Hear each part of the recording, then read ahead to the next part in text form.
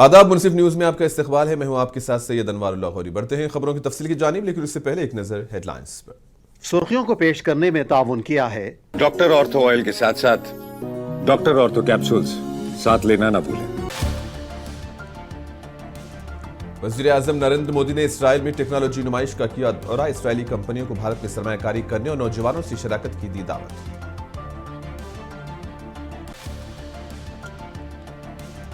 University of Kashmir की 21वें convocation तकरीब, नायब सदर सीपी राधाकृष्णन के हाथों तलबा को सनद और मेडल से नवाजा गया।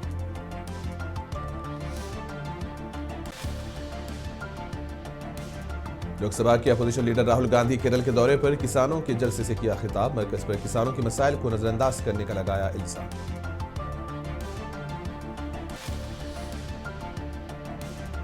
पुणे में एनसीपी शरद पवार ग्रुप के लीडरों का एहतजाज। अजित पवार की मौत की शफाफ तहकीकात का किया मुतालबा।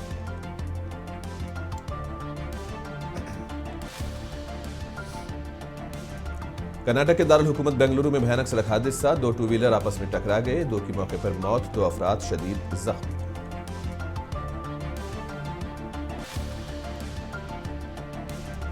हैदराबाद के जुबली हिल्स में वाकई कपड़ों के शोरूम में भयानक आग। बड़े पैमाने पर हुआ माली नुकसान। तवील जदोजहद के बाद आग पर काबू पा लिया गया।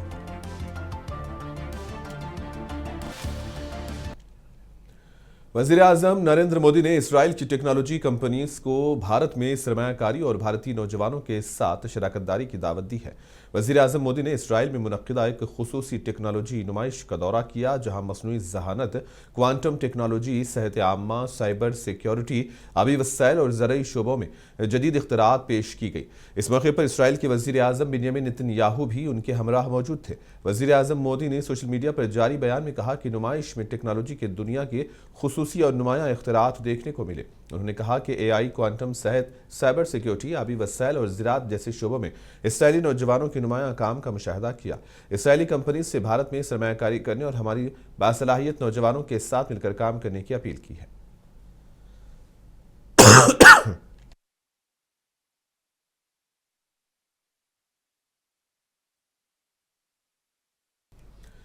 नायब सदर जमहूरिया सीपी राधाकृष्णन जम्मू कश्मीर के दौरे पर हैं, जहां यूनिवर्सिटी ऑफ कश्मीर में मुनक्किदा कॉन्वोकेशन तकरीब में शिरकत की।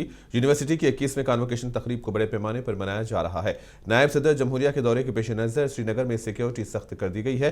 तकरीब के पेश नज़र पिछले 2 दिनों से यूनिवर्सिटी कैंपस में सिक्योरिटी बढ़ा दी गई थी। कॉन्वोकेशन तकरीब में शिरकत के दौरान नायब सदर जमहूरिया ने तुलबा की हौसला अफजाई की, उन्हें सनद और मेडल से नवाजा। इसके बाद तालीम और इसकी अहमियत पर रोशनी डाली। इस तकरीब में वज़ीर आला उमर अब्दुल्ला, LG, मनोज सिन्हा और दीगर भी मौजूद थे।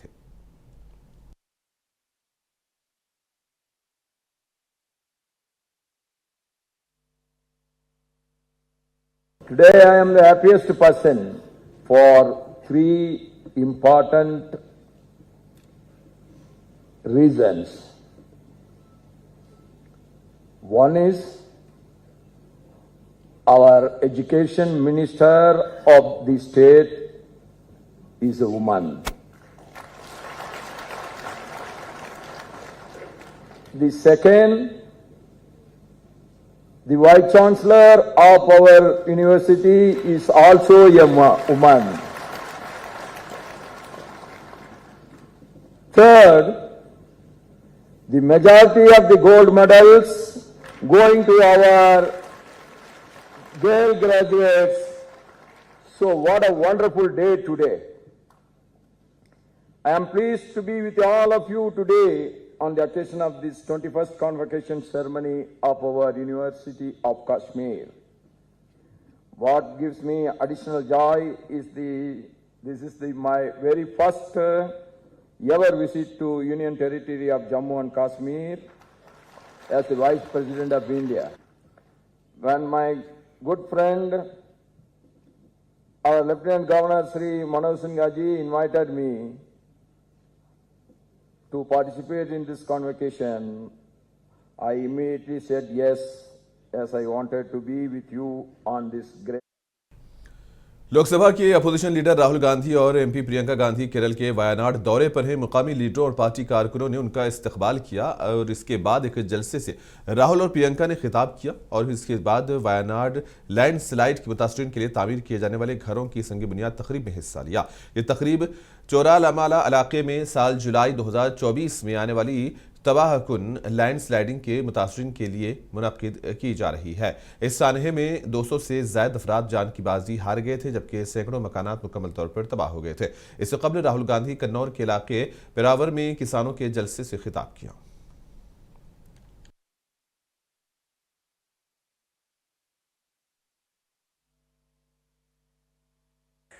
That nothing can be built in India without a foundation, and the foundation is the Indian farmer. And it is not just that the farmer is the foundation. It is that if you do not respect your foundation, you can never build anything. It is that the person who produces the foundation, the person who gives his entire life to build the foundation of our country, does not have any respect and any protection. We eat food every day, but we never remember how that food came to our table. Who put that food on our table? We never remember that. So, India can only be successful if our foundation, our farmer, is respected and protected. मरकजी वज़ीर दाखिला अमित शाह बिहार के अररिया दौरे पर हैं। अररिया में अमित शाह ने एक जलसे से खिताब करते हुए मुजाहिद आज़ादी विनायक दामोदर सावरकर को उनकी बरसी के मौके पर खिराज अकीदत पेश किया। अमित शाह ने अपने खिताब में कहा कि आज मैं पूरे दिल से मुल्क की जानिब से मुजाहिद आज़ादी वीर सावरकर को हाथ जोड़कर खिराज अकीदत पेश करता हूँ। कौम उनकी कुर्बानियों और जद्दोजहद को हमेशा याद रखेगी। वीर सावरकर जी न केवल आजादी के संग्राम के अप्रतिम योद्धा थे, एक निडर देशभक्त जिनकी कलम में भी बहुत बड़ी ताकत थी। गद्य और पद्य दोनों प्रकार के साहित्यों से जिन्होंने पूरे देश में देशभक्ति का ज्वार जगाया और मूल तत्वों को विचार करने वाले वो नेता थे। हम सब लोग, देश के सभी लोग, सावरकर जी के पहले 1857 में जो सशस्त्र क्रांति हुई थी उसको 1857 के विप्लव के नाम से जानते थे। वीर सावरकर ने ही दृष्टिकोण बदला और उसको देखने का नजरिया बदल गया कि 1857 में विप्लव नहीं हुआ था हमारे देश के लिए, तो वो स्वातंत्र संग्राम था। इस दृष्टिकोण से ही पूरे देश का गुलामी को तोड़कर फेंक देने का जज्बा उभर कर आया था। उनकी आजादी की इच्छा इतनी तीव्र थी, देशभक्ति इतनी सर्वोच्च सीमाओं पर थी कि दरिया के अंदर भी छलांग लगाकर देश को आजाद करने का उन्होंने प्रयास किया। अस्पृश्यता हो, भाषाओं की शुद्धि हो या परिशुद्ध राष्ट्रवाद की कल्पना हो, इस सभी के लिए वीर सावरकर जी ने मृत्यु पर्यंत बहुत प्रयास किए और निरंतर करते रहे। आज मैं मनपूर्वक पूरे देश की ओर से हमारे महान स्वतंत्रता सेनानी वीर सावरकर जी को हाथ जोड़कर श्रद्धांजलि देना चाहता हूं। अजित पवार की मौत की आला सतही तहकीकात और ठोस कार्रवाई का मुतालबा करते हुए पुणे में एनसीपी शरद पवार ग्रुप के लीडरों ने एहतजाज किया। मुकामी एनसीपी सदर किशोर कामले ने बताया कि अजित पवार की मौत को 1 महीना हो गया है और अभी तक कोई ठोस कार्रवाई नहीं हुई है, ना एफआईआर दर्ज हुआ है और ना ही कोई ठोस तहकीकात हुई है। रोहित पवार ने भी इस हादसे पर सवाल उठाया है। इसके बावजूद कोई ठोस कार्रवाई न होने पर एनसीपी लीडरों ने एहतजाज किया। इसी दौरान डीजीसीए से सख्त कार्रवाई की मांग की। एहतजाजी एनसीपी लीडरों और कारकुनों ने मरकजी व रियासती हुकूमत के खिलाफ नारेबाजी की। केंद्र सरकार जवाब दो, जवाब तुमको देना होगा। सीबीआय चौकशी झालीच पाहिजे. सीबीआय चौकशी झालीच पाहिजे. डीजीसीवर एफआयआर दाखल झालीच पाहिजे. डीजीसीवर एफआयआर दाखल झालीच पाहिजे. दोषींना अटक झालीच पाहिजे. क्या बताएंगे, आज आपने आंदोलन किया है, आपकी क्या मांग है? अजीत दादा को जाके अभी 1 महीना पूरा होने को आए, कभी भी कौन सी ही गुना दाखल इस प्रकरण में हुआ नहीं है. अभी देखो रोहित दादा बार बार इस मुद्दे पे चर्चा कर रहे हैं, कोई उसकी घटना की कोई इनपुट मिला के आ रहे, तभी भी ये केंद्र सरकार रह गए, राज्य सरकार है, सीबीआई है, ये कोई इस पे दखल नहीं ले रहे. मुझे लग रहा है कि इसके पीछे कोई तो बड़ा नेता होगा, कोई बड़ा आदमी होगा, इसी वजह से इनपुट नहीं दे रहे, इसी वजह से कोई एफआईआर दाखिल नहीं कर रहे. तो हमारी मांग है कि आने वाले वक्त में राज्य सरकार, केंद्र सरकार, इन्होंने इस प्रकरण में ध्यान देके गुना दाखिल करना चाहिए, ऐसी हमारी मांग है. क्या लगता है आपको, मतलब रोहित पवार भी कई दिनों से इसके पीछे है, लेकिन सरकार अभी तक उनका सुन नहीं रही है? नहीं सुन रही. अभी कल आपने देखा मुंबई के पुलिस ने कैसा उनको दिया है, उधर नहीं कर सकते, डायरेक्टली बोले ऑन मीडिया के सामने.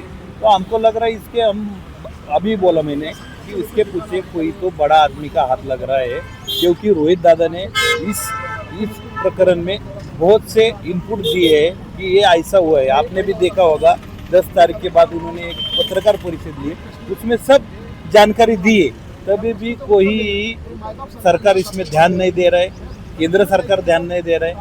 तो हमारी मांग है कि जल्द से जल्द इस प्रकरण में ध्यान देना चाहिए. अगर आपकी मांग पूरी नहीं हुई तो क्या करेंगे आप? अभी हम तो निवेदन दे रहा है, नहीं हुई तो आगे हमारी पार्टी की तरफ से रास्ता पे उतरना लगना चाहिए. हम हमारे अध्यक्ष हम बात करके आगे का प्लान. एआई समिट के दौरान यूथ कांग्रेस के लीडरों की गिरफ्तारी पर कर्नाटक के रियासती वजीर प्रियांक खरगे ने तशवीश का इजहार किया. इन्होंने कहा कि मोदी हुकूमत एआई समिट की नाकामी को छुपाने के लिए यह हथकंडा इस्तेमाल कर रही है.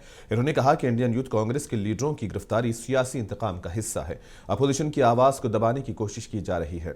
साथ ही उन्होंने कहा कि यूथ कांग्रेस के लीडरों की गिरफ्तारी अहम कौमी मामलात से आवाम की तवज्जो हटाने की कोशिश है. No, see, you just can't waltz into states and follow center's government, central government's orders, right? On what? See, please try and understand that the government is using this as a distraction, is using to create false narrative on the failure of the AI summit. Like I said before, forget what the opposition parties have to say about it. Please listen to what international delegates have to say, what the innovators have to say, what the startups have to say, what the delegates have to say about it. I missed 4 or 5 important meetings during the AI summit because of the mismanagement. Please go see, there is, even now there are videos of the AI summit that's available on social media. There are more photos, banners of the Prime Minister than signages within the Bharat Mandapam. We had such a great opportunity to showcase our strength, our demographical dividend, and more importantly the disruptions that our innovators are making. And what did you do instead? The central government, they chose to make reels. 6 a.m. in the morning they allowed people, delegates to come in the day Prime Minister was supposed to address, right? 6 a.m. to 7:30 a.m. Wow, I have never been to any. I've been to Paris Air Show, I've been to London Tech Week, I've gone to a lot of other international summits. Nowhere at 6 a.m. they force people to come and sit to listen.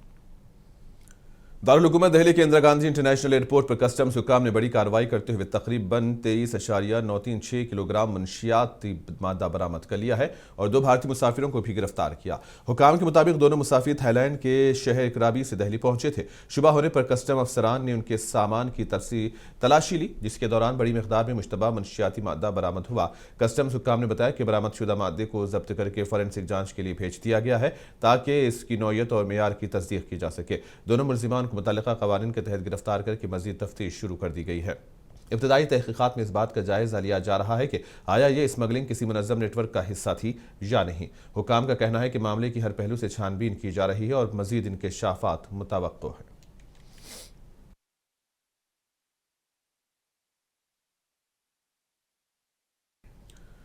Bollywood के superstar Aamir Khan ने कहा है कि मारूफ screen writer Salim Khan की सेहत में बतदरीज बेहतरी आ रही है और आमिर खान जो सलीम खान के सुपरस्टार बेटे सलमान खान के करीबी दोस्त हैं ने मीडिया से गुफ्तगू करते हुए बताया कि वो हाल ही में मुंबई के लीलावती अस्पताल में ज़ेरे इलाज 90 साला सलीम खान की अयादत के लिए गए हुए थे। ताहम ICU में होने की वजह से उनसे बराह रास्त मुलाकात न हो सकी। आमिर खान ने कहा कि मैं सलीम साहब से मिलने गया था, हम सब उनकी जल्द सेहतयाबी के लिए दुआ को हैं। जी मैं सलीम साहब से मिलने गया था। हम सब दुआ कर रहे हैं कि वो उनकी हेल्थ जल्दी से जल्दी अच्छी हो जाए, क्योंकि वो ICU में थे। मैं उनसे पर्सनली नहीं मिल पाया, लेकिन उनकी फैमिली के साथ में बैठा था और जो मुझे अलवीरा जी बता रही हैं हर रोज़ कि उनकी हेल्थ इम्प्रूव हो रही है और हम सब प्रार्थना कर रहे हैं, दुआ कर रहे हैं कि जल्द से जल्द वो एक बार फिर घर आ जाएँ और उनकी सेहत वापस आ जाए। उत्तर प्रदेश के वजीर आला योगी आदित्यनाथ ने जापान के यामानाशी में Uttar Pradesh investment road show में शिरकत की और इस मौके पर इन्होंने जापानी सनतकारों और सरमायाकारों को रियासत में सरमायाकारी की दावत दी। इस मौके पर वजीर आला ने उत्तर प्रदेश में तेजी से तरक्की करने वाले इंफ्रास्ट्रक्चर, एक्सप्रेस वेज और सरमायाकार दोस्त पॉलिसियों को उजागर किया। होगा कि कल भी यामानाशी के हमारे माननीय राज्यपाल महोदय ने न केवल G2D स्तर की बल्कि G2G स्तर की भी कई बैठकों के एक सकारात्मक परिणाम देते हुए हमारे साथ उस प्रकार की बैठकों को संपन्न किया है और उसका परिणाम है कि मेरे साथ आए हुए डेलीगेशन के सभी पदाधिकारी और सदस्य इस पर पूरी पहल के लिए, उनके पूरा एक्टिव रोल के लिए उनके प्रति न केवल आभार व्यक्त करता है बल्कि उनकी इस पहल से प्रफुल्लित भी है। कांग्रेस के लीडर सुरेंद्र राजपूत ने कहा है कि इसराइल ने पूरे फलस्तीन और गाजा को तबाह कर दिया है। इन्होंने कहा है कि हमास के हमलों और इसराइल के हमलों की मजम्मत की जानी चाहिए। इन्होंने इल्जाम लगाया कि वजीर आजम ने इसराइल के हमलों की मजम्मत नहीं की। गाजा में बच्चे भूख से मर रहे हैं, दाने दाने को मोहताज हैं। जो लोग इमदाद पहुंचाना चाहते हैं, इसराइल उन तक इमदाद पहुंचाने नहीं दे रहा है। हमास के हमलों की भी निंदा होनी चाहिए और इसराइल के हमलों की भी निंदा होनी चाहिए। दुर्भाग्यपूर्ण है ये बात कि पूरे फिलिस्तीन को, पूरे गजा को नष्ट कर दिया है इसराइल ने, लेकिन इसराइल के हमलों की निंदा प्रधानमंत्री जी ने नहीं की। गजा में बच्चे भूखे मर रहे हैं, दाने दाने को मोहताज हैं। जो लोग उनको सहायता देना चाहते हैं, इसराइल उनको सहायता देने के लिए नहीं पहुंचने दे रहा है। और ऐसे में हिंदुस्तान का हमेशा की विदेश नीति फिलिस्तीन के साथ थी, आतंक के खिलाफ थी। किसी भी प्रकार के आतंकी हमले की निंदा होनी चाहिए, चाहे वो हमास ने किया हो और चाहे वो इसराइल ने किया। समाजवादी पार्टी के तर्जुमान आशुतोष वर्मा ने कहा है कि बीजेपी तरक्की को नहीं समझती और जब तक ये समझती है उस वक्त तक देर हो चुकी होती है। इन्होंने कहा कि अखिलेश यादव ही थे जिन्होंने पहली बार गैर मुल्की सरमायाकारों को रियासत में लाने की बात की थी। ये अखिलेश की हुकूमत में ही थी जिन्होंने सैमसंग दीगर बड़े प्लांट उत्तर प्रदेश में कायम किए। देखिए, मैं कहता हूँ भारतीय जनता पार्टी को डेवलपमेंट समझ में नहीं आता है और जब तक समझ में आया तब तक काफ़ी देर हो चुकी है।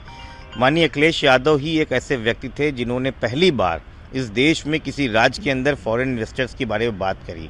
अखिलेश यादव की ही सरकार थी जिसने HCL, सैमसंग, अमूल इन जैसे बड़े प्लांट्स को लखनऊ के अंदर लगवाया। माननीय अखिलेश यादव ही का ही विजनरी इंडिया थे कि उस समय 2012 में अपने बच्चों को लैपटॉप देके हायर एजुकेशन और फ्यूचर के लिए तैयार किया। माननीय अखिलेश यादव ही थे जो लखनऊ के अंदर मेट्रो और उत्तर प्रदेश में मेट्रो जैसी तेज रफ्तार जो मुंबई में नहीं बनी थी उसको बना के दिया।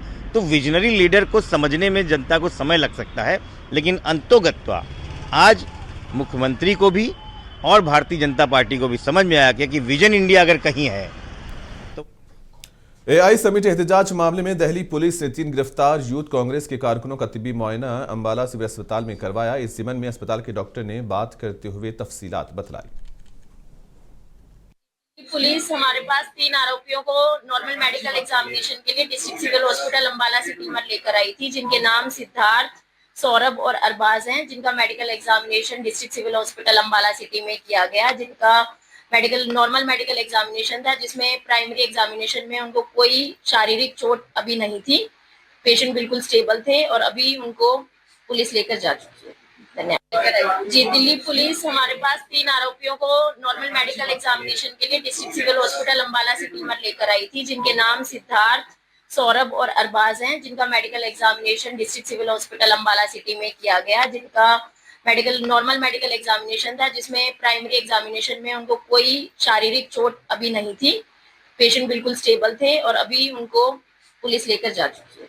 धन्यवाद। जी, दिल्ली पुलिस हमारे पास 3 आरोपियों को नॉर्मल मेडिकल एग्जामिनेशन के लिए डिस्ट्रिक्ट सिविल हॉस्पिटल अंबाला से टीमर लेकर आई थी, जिनके नाम सिद्धार्थ, सौरभ और अरबाज हैं, जिनका medical examination district civil hospital Ambala city में किया गया, जिनका नॉर्मल मेडिकल एग्जामिनेशन था, जिसमें प्राइमरी एग्जामिनेशन में उनको कोई शारीरिक चोट अभी नहीं थी। पेशेंट बिल्कुल स्टेबल थे और अभी उनको पुलिस लेकर जा चुकी है। धन्यवाद। जी, दिल्ली पुलिस हमारे पास 3 आरोपियों को नॉर्मल मेडिकल एग्जामिनेशन के लिए डिस्ट्रिक्ट सिविल हॉस्पिटल अंबाला से टीमर लेकर आई थी, जिनके नाम बीपीएफ ने गोसाईगांव से देशपुर चलो यात्रा 2026 का आगाज किया ताकि इस बात को यकीनी बनाया जाए कि आसाम असेंबली इंतखाबात में बोडोलैंड टेरिटोरियल रीजनल बीटीआर में एनडीए तमाम 15 सीटों पर कामयाबी हासिल करे। बीटीसी के सरबराह और बीपीएफ के सदर हाग्रामा मोहलेरी ने पार्टी कारकुनों और हामियों के एक बड़े इज्तिमा से खिताब करते हुए इत्तेहाद को बीटीआर में शानदार फतेह को यकीनी बनाने हो गए। इन्होंने ये भी कहा है कि हिमंता बिस्वा शर्मा को अगले असेंबली इंतखाबात के बाद आसाम की वज़ीर आला के तौर पर बरकरार रहना चाहिए।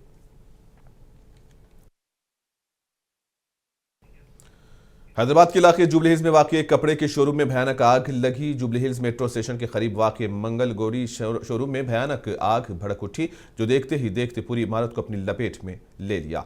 मुकामी लोगों को इत्तला पर फायर ब्रिगेड के एहलकार मौके पर पहुंचे और तवील जदोजहद के बाद आग पर काबू पाया। हुक्काम का कहना है कि अभी तक किसी के जख्मी होने या हलाकत की इत्तला नहीं है, ताहम इमारत और दुकान को शदीद नुकसान पहुंचा। तहकीकात के मुताबिक आग लगने की वजह मालूम करने के लिए मजीद तफ्तीश की जा रही है। भारी माली नुकसान हुआ है। शोरूम के मालिक ने बताया कि शोरूम में रखा पूरा सामान जलकर खाकस्तर हो गया है।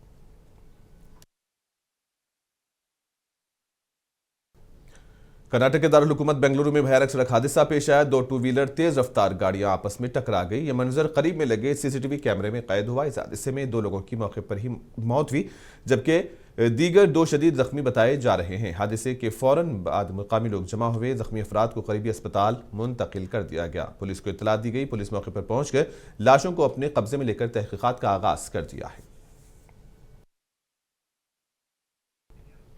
और इसी के साथ ही खबरों का सिलसिला यहीं पर इख्तिताम पजीर होता है। दीजिए इजाजत। आदाब।